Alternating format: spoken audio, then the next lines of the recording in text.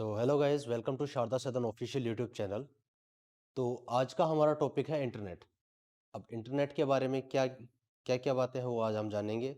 जैसे इंटरनेट का birth place कहाँ है, ये कैसे कैसे ट्रैवल करता है, और इसके जैसे नेटवर्क कनेक्शंस किस टाइप के होते हैं, वो उन सब के बारे में आज हम डिस्कस करेंगे। तो चलिए स्टार्ट करते हैं। तो सबसे पहला टॉपिक है हमारा birth place of the internet. तो सबसे पहले हम ये जानेंगे कि चलो अब आज की दुनिया में जैसे जैसे टेक्नोलॉजी एडवांस्ड होती जा रही है, वैसे वैसे क्या होता है कि हमें ये चीज़ भूल जाते हैं कि जो टेक्नोलॉजी हम यूज़ कर रहे हैं वो आ कहाँ से रही है, इसकी स्टार्टिंग कहाँ से हुई है। ठीक है। तो सबसे पहले हम जानेंगे birth place of the internet, internet का जन्म कहाँ हुआ। ठीक है। तो सबसे पहले इंटरनेट का जो जन्म हुआ था वो था अक्टूबर 29 1969 में हुआ, room number 3420, Boilter Hall of the South Campus of UCLA. A team of students led by Leonardo Kleinrock, distinguished professor of computer scientist at the UCLA. अभी यहाँ पर बताया गया है कि जो जन्म इसकी जो बर्थ इंटरनेट की जो बर्थ डेट है वो है October 29 1969, room number 3420, Boelter hall, south campus of UCLA, जो कि अमेरिका के अंदर है। और जो एक स्टूडेंट था लियोनार्ड क्लाइनरोक का, जो कि प्रोफेसर थे कंप्यूटर साइंस के, कहाँ पर, UCLA में। Samueli school of engineering sent the first message over the ARPANET. ये जो आर्पानेट का जो यहाँ टर्म यूज किया गया है, ये आर्पानेट जो ये टर्म यूज किया गया है, ये बेसिकली आर्पानेट इसलिए यूज किया गया कि जो इंटरनेट कनेक्शंस थे वो सबसे पहले इसी के थ्रू यूज किए गए थे। हम आज इंटरनेट बोलते हैं, लेकिन इंटरनेट का जो पहले जब इसका जन्म हुआ था तो उस वक्त इसको आर्पानेट बोला जाता था। इसको एक टर्म दे दी गई थी, आर्पानेट। और आर्पानेट एक ऐसा जरिया था कम्युनिकेशंस का। ये बेसिकली क्या है कि हर किसी के लिए यूज नहीं करते थे आर्पानेट। आर्पानेट जैसे डिफेंस मिलिट्री सैटेलाइट्स हो गई, इनके लिए यूज लिया जाता था। जो डिफेंस से रिलेटेड जितने भी काम होते थे वो सारे आर्पानेट पे किए जाते थे। अभी आया कहाँ से? ठीक है। अब जैसे the internet developed from the ARPANET, जैसे कि मैंने बताया। ठीक है। ये एक आर्पानेट एक ऐसा कम्युनिकेशन सिस्टम था जिसके थ्रू आर्पानेट जिसके थ्रू क्या हुआ, इंटरनेट का जन्म हुआ। इसके बाद में ये एक ऐसी संस्था थी जो कि यूएस गवर्नमेंट के थ्रू चलाई जा रही थी, और ये कुछ ऐसे प्रोजेक्ट्स को सपोर्ट करती थी गवर्नमेंट, या फिर ऐसे रिसर्च लेबोरेटरीज के अंदर जब कोई काम होता है, ठीक है, जैसे डिफेंस से रिलेटेड कोई काम हो गया, फिर कोई गवर्नमेंट से रिलेटेड कोई काम हो गया, तो यूएस गवर्नमेंट क्या करती थी, उन सब ऐसे प्रोजेक्ट को क्या करती थी, फंड करती थी। लेकिन जैसे जैसे टाइम बदलता गया वैसे वैसे ये टेक्नोलॉजी और डेवलप होती गई। अब आगे के कितने टाइप्स के नेटवर्क्स होते हैं? तो सबसे पहले होते हैं 3 टाइप्स के नेटवर्क, लैन, वैन और man. Local area network, wide area network और मेट्रोपॉलिटन एरिया नेटवर्क। अब तीनों में डिफरेंस क्या है? लोकल एरिया नेटवर्क एक ऐसा नेटवर्क है जो कि हम बेसिकली हम अपने घरों में यूज करते हैं। ठीक है। जैसे एक राउटर के बाद में क्या होगा, जैसे एक ऑफिस है जहाँ से इंटरनेट प्रोवाइड किया जा रहा है, सर्विस प्रोवाइडर्स है, इंटरनेट सर्विस प्रोवाइडर आईएसपीज है। वहां से क्या होगा कि हमारे घर पे क्या लगाता है, एक ब्रॉडबैंड एंटीना लगा होता है। ब्रॉडबैंड एंटीना से क्या होता है, वायरलेसली वो क्या होगा, डाटा ट्रांसफर होगा थ्रू द आईएसपी। तो आईएसपी क्या करेगा, ब्रॉडबैंड कनेक्शंस के ऊपर क्या करेगा, डेटा ट्रांसफर करेगा। डेटा ट्रांसफर होने के बाद हमारे ब्रॉडबैंड एंटीनास का काम क्या होता है, हमारे घर में एक राउटर लगा होता है, राउटर के अंदर उस डेटा को ट्रांसफर करने का काम। फिर राउटर से क्या होगा कि हमारे घर में जितनी भी डिवाइसेस हैं वो सारी कनेक्टेड होती हैं। जैसे हमारा पीसी हो गया, लैपटॉप हो गया, मोबाइल फोन हो गया, वो सब। तो एक स्मॉल एरिया नेटवर्क आप इसको कह सकते हो। ठीक है, स्मॉल एरिया नेटवर्क जैसे कोई ऑफिस या होम।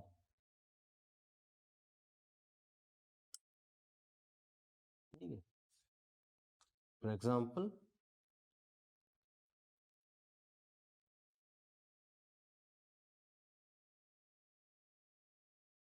ऑफिस और होम।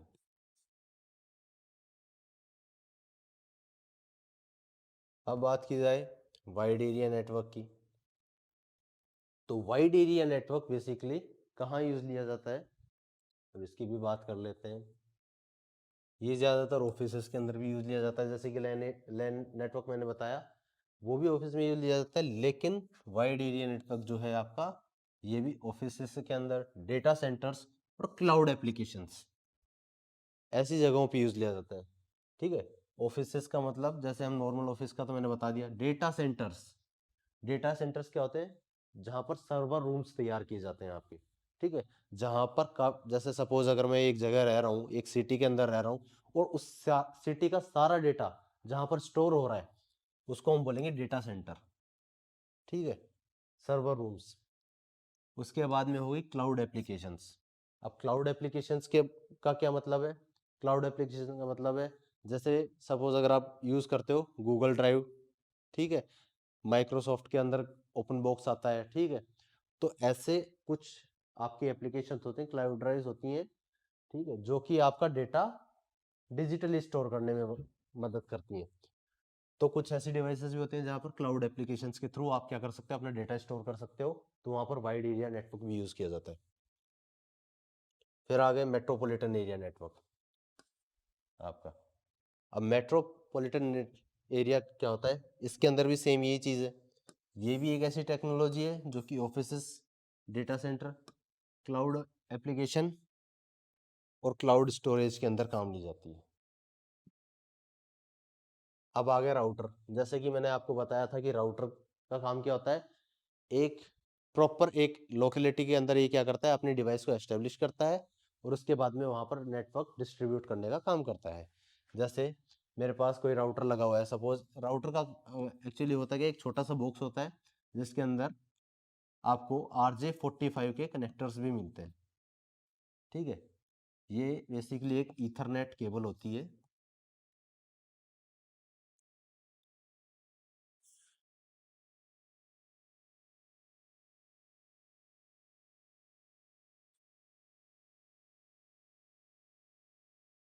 ईथरनेट केबल होती है ये RJ45,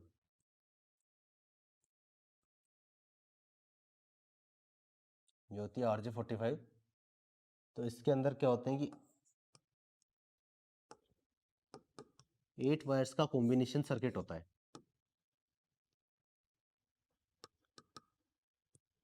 8 वायर्स का कॉम्बिनेशन होता है, जो कि अलग अलग कलर्स के होते हैं। हो सकता है उसके अंदर ब्लू और वाइट का कॉम्बिनेशन हो, ऑरेंज एंड वाइट का कॉम्बिनेशन होता है, फिर आपकी ग्रीन होती है, फिर आपकी ग्रीन एंड वाइट भी होती है, आपकी ब्राउन भी होती है, ब्राउन एंड वाइट भी होती है। तो ऐसे काफ़ी सारे कॉम्बिनेशन होते हैं जो कि एक ईथरनेट केबल के अंदर पाए जाते हैं। ठीक है, तो उसके अंदर राउटर के अंदर काम क्या होता है, ये दो काम करता है। एक तो RJ45 के थ्रू क्या करता है, ईथरनेट केबल के थ्रू क्या करता है, आपके पीसी के अंदर या आपके लैपटॉप के अंदर इंटरनेट प्रोवाइड करने के लिए कैपेबल होता है। सेकेंड थिंग इसमें होता है वाईफाई, जो कि आपकी डिवाइसेस को वायरलेसली कनेक्ट करने के लिए भी हेल्प करता है। वाईफाई का पूरा नाम होता है वायरलेस फाइडेलिटी।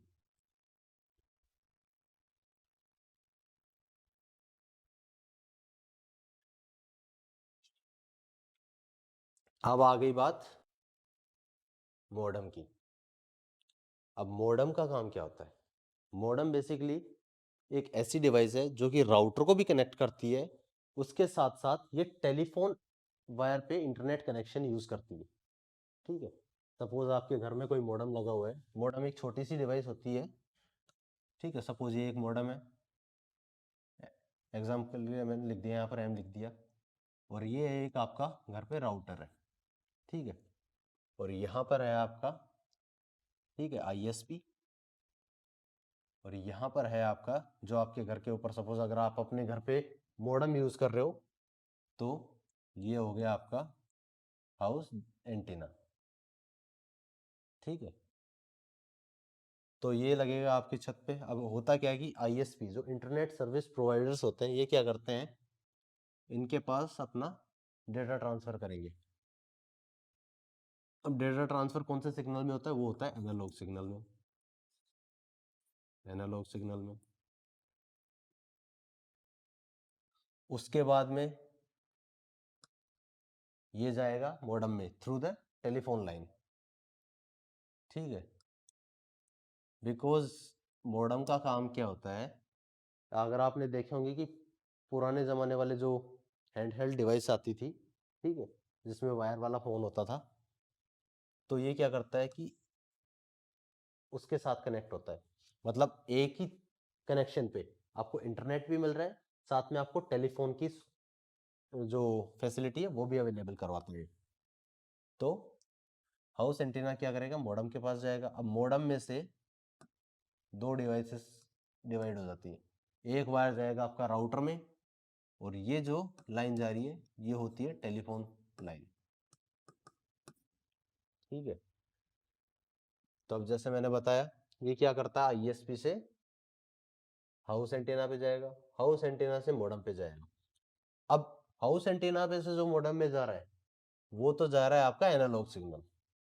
ठीक है, और जो आपके टेलीफोन में जा रहा है, अब ये क्या करता है, मॉडेम क्या कर रहा है, मॉडेम का पूरा नाम होता है मॉड्यूलेटर एंड डीमॉड्यूलेटर। ठीक है, एमओ का मतलब मॉड्यूलेटर, और डीईएम से होता है इसका डीमॉड्यूलेटर। इसमें दो नाम डिवाइड किए गए हैं इसमें, तो मॉड्यूलेट और डीमॉड्यूलेट, ये एक ही टाइम पे दोनों चीजें कर रहा है सिग्नल के साथ। तो मॉड्यूलेट क्या कर रहा है, एनालॉग सिग्नल को डिजिटल सिग्नल में कन्वर्ट करने का काम। फिर जब वापस इसके पास जब ये पूरा सर्कल आता है, राउटर के पास हो गया, चलो राउटर से हो गया, अब राउटर के पास से, ठीक है, ये जैसे वापस ये सर्कल लेता है इंटरनेट कनेक्शन, तो राउटर क्या करेगा, जैसे इसके पास वापस इंटरनेट कनेक्शन या जब सिग्नल डिजिटल भेजेगा, तो उसको ये डिमोड्यूलेट वापस कर देगा। मतलब एक ही टाइम पे मॉड्यूलेट और डिमोड्यूलेट। तो एनालॉग को मॉड्यूलेट करेगा और फिर डिजिटल में कन्वर्ट करेगा, फिर राउटर से जो डिजिटल कनेक्शन आएगा उसको फिर से डिमोड्यूलेट करके वापस मॉड्यूलेट करेगा। मतलब डिजिटल टू एनालॉग और एनालॉग टू डिजिटल कनेक्शन।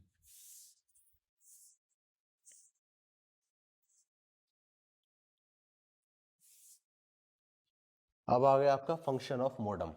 अब फंक्शन क्या क्या होते हैं, अब जैसे मैंने आपको बताया, modem transfer digital information from your computer into analog signals that can transmit over wireless by modulating and demodulating electric impulses sent through the phone lines, coaxial cables, other type of wirings।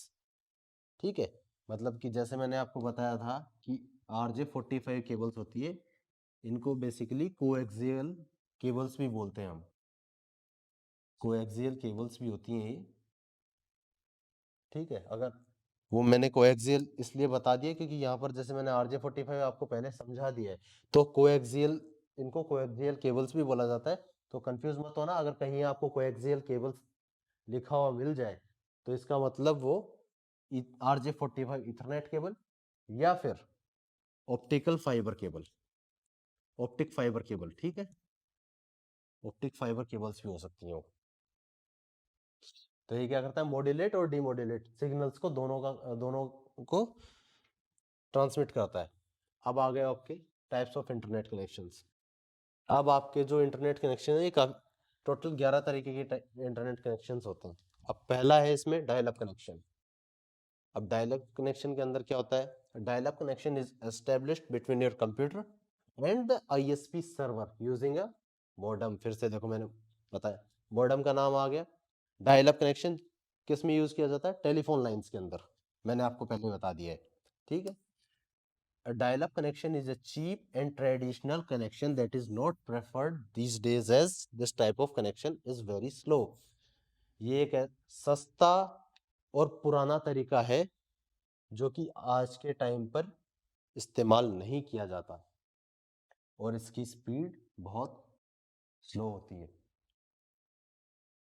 अब आ गया आपका, to access the internet connection in the dial up connection we need to dial a phone number on the computer and that's why it's required telephone connection. जैसे कि मैंने आपको बताया था कि इसमें जैसे मॉडेम की भी बात की गई है, जैसे यहाँ पर मॉडेम की बात की गई है, तो मैंने आपको बताया था कि टेलीफोन कनेक्शन के थ्रू क्या किया जाता है, टेलीफोन लाइंस के थ्रू क्या किया जाता है, इसको मॉड्यूलेट किया जाता है सिग्नल को। तो डायल अप, इसमें एक आपको नंबर चाहिए होता है, वो आपके सिस्टम से कनेक्ट होगा, आपको कंप्यूटर में एक फोन नंबर डायल करना होगा, जिससे वो क्या होगा कि टेलीफोन लाइन से कनेक्शन हो जाएगा इंटरनेट का उसमें, जिससे क्या होगा, which works as interface between your computer and the telephone line. In this connection we use either an internet connection और टेलीफोन एट अ टाइम। मतलब कि दोनों, इससे क्या होगा कि जैसे हम कंप्यूटर में कोई, वो जो आपको एक नंबर प्रोवाइड किया जाता है टेलीफोन नंबर, अगर आप वो डायल करते हो कंप्यूटर में, तो उससे क्या होगा कि एक ही वक्त पर कंप्यूटर में इंटरनेट भी होगा और आप टेलीफोन पे बात भी कर सकते हैं। ये है आपका इंटरनेट। अब जैसे मैंने बताया कैसे आ रहा है, ये आपका बाहर एंटीना है, ठीक है, तब ये आईएसपी के थ्रू आ रहा है, ये है आपके डिजिटल सिग्नल्स। तब क्या करेगा, ये आ गया मॉडेम में, डिजिटल सिग्नल आ रहे हैं मॉडेम में, फिर ये डायरेक्ट आपके कंप्यूटर में चला गया। सेम इधर भी यही हो रहा है। तो आईएसपी के अंदर क्या होता है कि मॉडेम क्या करेगा, टेलीफोन लाइन के अंदर भी कनेक्शन रह जाएगा और आपके पास पीसी में भी कनेक्शन आ रहा है। ये एक शॉर्ट एंड स्वीट डायग्राम है जिसके थ्रू आप समझ सकते हो, ठीक है। अब आ जाता है आपका broadband connection. Broadband refers to high-speed internet access that is faster than traditional dial-up access. अब ब्रॉडबैंड एक ऐसा इंटरनेट कनेक्शन है जो कि किससे फास्ट है, आपके ट्रेडिशनल इंटरनेट कनेक्शंस, जो कि है आपका dial up connection. It is provided through either cable और telephone composition. It does not require any telephone connection, that's why here we can use telephone and internet connection. अब इसको किसी telephone connection की जरूरत नहीं पड़ती है, इसीलिए हम इसके बिना ही, टेलीफोन कनेक्शन के बिना ही हम इंटरनेट यूज कर सकते हैं इसमें, वो भी बिना किसी रुकावट के। In this connection more than one person can access the internet connection. अब जैसे बात यहाँ पर आई है डायल अप कनेक्शन की आई थी, तो डायल अप कनेक्शन में होता क्या था, सिर्फ एक सिंगल यूजर होता था। अब सिंगल यूजर का मतलब कि एक घर में अगर एक कंप्यूटर है और एक टेलीफोन है, तो बस वो दो ही डिवाइस से कनेक्ट हो सकती थी, क्योंकि मॉडेम था उसमें। तो मॉडेम का काम क्या होता था कि वो बस उसके अंदर से एक वायर होती थी जो कि आपके टेलीफोन में जा रही है, और एक वायर होती थी जो आपके पीसी में जा सकती है, ठीक है, राउटर के थ्रू। तो होता क्या था कि वो एक ही डिवाइस यूज कर सकते हो आप, अगर आपको इंटरनेट चलाना तो आप पीसी कंप्यूटर यूज कीजिए, और अगर आपको टेलीफोन पे बात करनी है तो आप टेलीफोन पे यूज, जो आपकी डायल अप कनेक्शन की लाइन थी वो आप वहां यूज कर सकते हैं। लेकिन ब्रॉडबैंड कनेक्शन में ऐसा नहीं है। ब्रॉडबैंड में क्या हुआ कि मॉडेम को हटाकर सिर्फ और सिर्फ राउटर रखा गया। मतलब कि हुआ क्या, ये है आपकी आईएसपी, देन उसके बाद में आपके घर पे जो एंटीना है, ठीक है, ये आपका एंटीना हो गया। फिर उसके बाद में आपका ओनली राउटर, जो आप अब देखिए यहाँ पर पिछली बार मैंने बीच में मॉडेम डाला था, मॉडेम को आप हटा दो। अब डायरेक्ट ये आएगा आपके एंटीना पे, एंटीना से राउटर पे, और राउटर से सीधा जाएगा आपके पीसी या भी आपकी जो भी डिवाइस है इसके अंदर। इसके अलावा राउटर के अंदर होते हैं मिनिमम, जो होते हैं 4 आपके RJ45 के पोर्ट्स, जो कि क्या कर सकते हैं आपको, मतलब 4 RJ45 के पोर्ट्स हैं, इसका मतलब 4 पीसी या फिर 4 लैपटॉप आप आराम से यूज कर सकते हो वायर्ड कनेक्शन के साथ। इसके अलावा इसके अंदर अगर वायरलेस सिस्टम है, वाईफाई भी है, हॉटस्पॉट है, तो फिर आप इसके अंदर मिनिमम 10 डिवाइस वायरलेसली भी कनेक्ट कर सकते हो। तो बिना किसी रुकावट के इसमें आपको इंटरनेट की हाई स्पीड भी मिलेगी, प्लस आप एक से ज्यादा कनेक्शंस के ऊपर इसको इस्तेमाल कर सकते हो। It is a wide bandwidth data transmission that transports several signals and traffic types. In this connection, the medium used in coaxial cable, optical fiber cable, radio और twisted pair cable.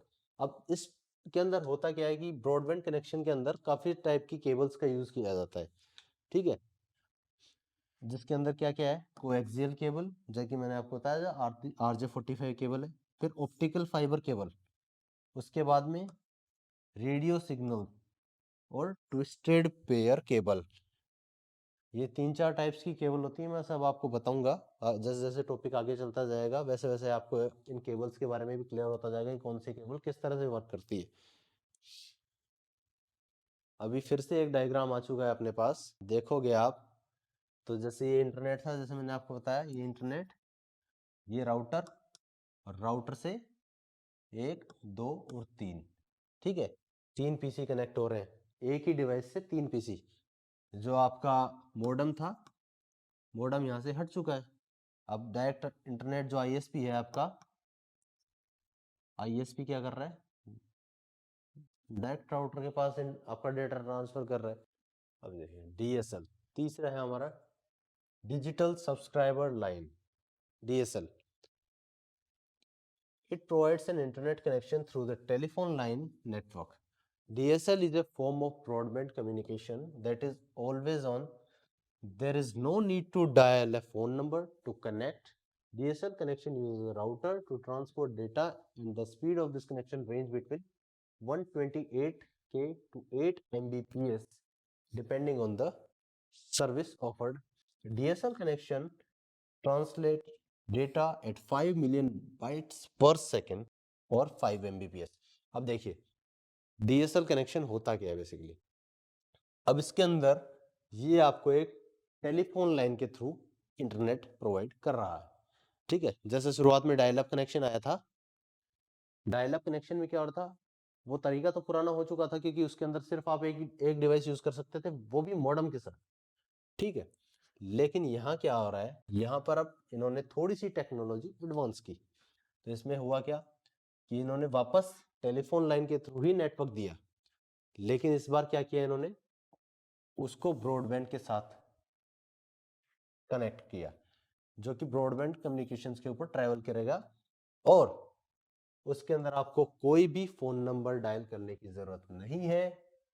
उसमें आपको क्या किया जाएगा, डायरेक्ट एनालॉग सिग्नल के through ही data transport किया जाएगा, जिसके अंदर स्पीड जो होगी वो होगी 128 KB से लेके 8 Mbps की स्पीड के ऊपर, जो कि और एक्चुअली होता क्या है, जैसे इसमें दिया हुआ है depending on the service offered. Service offered का मतलब क्या हो रहा है, यहाँ पर सर्विस ऑफर्ड का मतलब होता है आजकल क्या हो रहा है कि ब्रॉडबैंड कंपनीज जितनी भी हैं, ठीक है, जो भी डीएसएल्स कंपनी है या आईएसपी कंपनीज है, ये क्या करती हैं कि आपको एक प्लान ऑफर करती हैं कि सर हमारा जैसा पैकेज है कि चलिए, अगर आप जैसे हम देखते हैं कि हम डेली यूज क्या करते हैं फोन पे, 1 GB per day, 2 GB per day का, उसके ऊपर जैसा आगे से नेटवर्क आएगा वैसी हमारी स्पीड होगी, लेकिन इनमें ऐसा नहीं है। इनमें एक्चुअली होता क्या है कि ब्रॉडबैंड कम्युनिकेशंस के थ्रू अगर डेटा हमारे पास आ रहा है, तो होता क्या है, ब्रॉडबैंड कम्युनिकेशन के थ्रू अगर डेटा आ रहा है तो ये आपको एक प्लान्स ऑफर करती हैं, जैसे 10 Mbps, 20 Mbps, मतलब ये स्पीड के ऊपर होता है, स्पीड प्लान्स होते हैं इनके, ठीक है, कि 20 Mbps का प्लान अगर हमने ले रखा है या फिर 30 Mbps का, इसीलिए तो इसका नाम है कि डिजिटल सब्सक्राइबर, ठीक है। अगर हम देखते हैं, अगर आप टीवी अगर आप देख रहे हो तो उसको अंदर होता क्या है कि जैसे अगर आपने किसी चैनल को सब्सक्राइब कर लिया है तो वो चैनल के आपको रुपए देने पड़ेंगे, सेम वैसे ही है कि जितनी स्पीड आपने कंपनी से मांगी है, ठीक है, 8 MB 10 Mbps की स्पीड अगर आप ले रहे हो, Mbps का मतलब 8 MB पर सेकेंड, ठीक है। अभी तो उस वक्त तो 8 Mbps का था इसके अंदर, लेकिन अब धीरे धीरे बढ़ते हुए 100 Mbps तक की भी स्पीड आती है, 200 Mbps की भी स्पीड आती है, लेकिन उसके लिए आपको चार्ज पे करना पड़ेगा। तो जितनी ज्यादा आपकी स्पीड अगर आप लोगे कंपनी से, उतना आपको उसके हिसाब से चार्ज पे करना पड़ेगा। अब होता क्या है कि एक डीएसएल कनेक्शन क्या होता है, ये क्या करता है, डेटा को ट्रांसलेट करता है 5 मिलियन बाइट्स पर सेकंड तक, या फिर 5 Mbps तक। फिर आगे DSL service can be delivered simultaneously with wired telephone service on the same telephone line due to high frequency band for data. अब इसमें हो क्या रहा है कि डीएसएल सर्विस है वो टेलीफोन लाइन के थ्रू हो तो रही है, एक्चुअली होता क्या है कि ऑप्टिक फाइबर जो अभी केबल आई है ऑप्टिक फाइबर भी इसी के थ्रू आ रही है, ये भी टेलीफोन लाइन के थ्रू ही आती है, लेकिन इसके अंदर एक जो पहले डायल अप कनेक्शन में तो नॉन मतलब कह सकते हैं कि हम की स्पीड स्लो आती थी, ठीक है, एक ही पीसी पे एक ही कनेक्शन रह रहा था वो। लेकिन इन्होंने क्या किया कि जब डीएसएल के साथ इन्होंने कोलैब किया, तो इन्होंने क्या किया कि डीएसएल सर्विस के अंदर अपनी जो टेलीफोन लाइन की जो बैंडविड्थ थी उसको भी इंक्रीज किया, जिससे क्या हुआ कि इंटरनेट की स्पीड भी इंक्रीज हुई, और अब जो डेटा डिलीवर होता है वो बिना किसी रोक टोक के डिलीवर हो रहा है। अब इसके अंदर होता क्या है कि जो जैसे जितना कनेक्शन हम किस पे ले रहे थे, RJ45 कनेक्शन 45 केबल पे जितना हम कनेक्शन ले रहे थे, वही क्या हो रहा है कि उतनी ही हाई फ्रिक्वेंसी के साथ अब हम टेलीफोन लाइन के ऊपर भी डेटा एक्सेस कर सकते हैं। देखिए ये डीएसएल का है, ठीक है।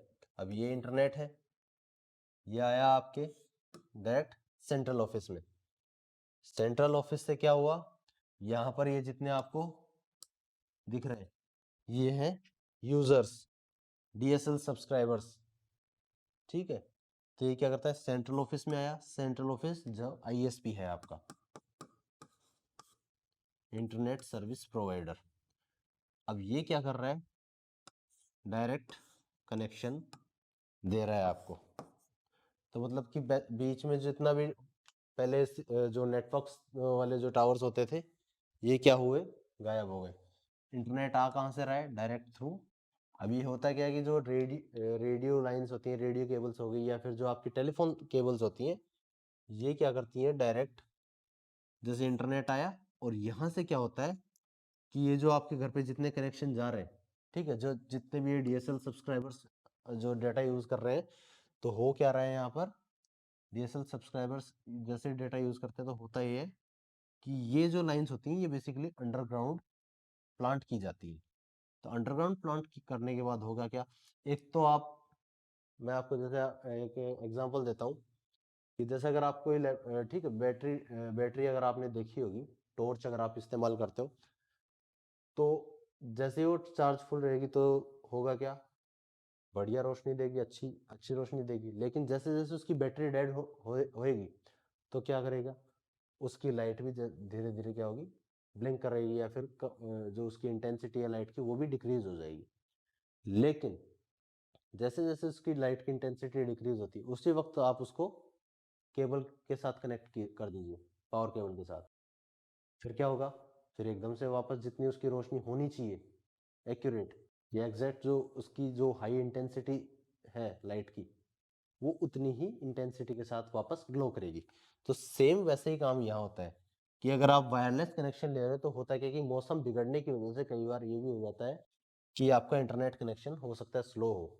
लेकिन वहीं पे अगर आईएसपी ने अंडरग्राउंड वायर प्लांट कर दिया, जो कि एक ऑफिस, जैसे एक ऑफिस ये है, फिर इस ऑफिस से अंडरग्राउंड वो वायर प्लांट हुआ और वो वायर डायरेक्ट अंडरग्राउंड सीधा आपके घर के अंदर एंटर कर रहा है, तो होगा क्या, वायर टू वायर कनेक्शन हुआ तो क्या होगा, ऑब्वियस सी बात है कि स्पीड इंक्रीज होगी इंटरनेट की।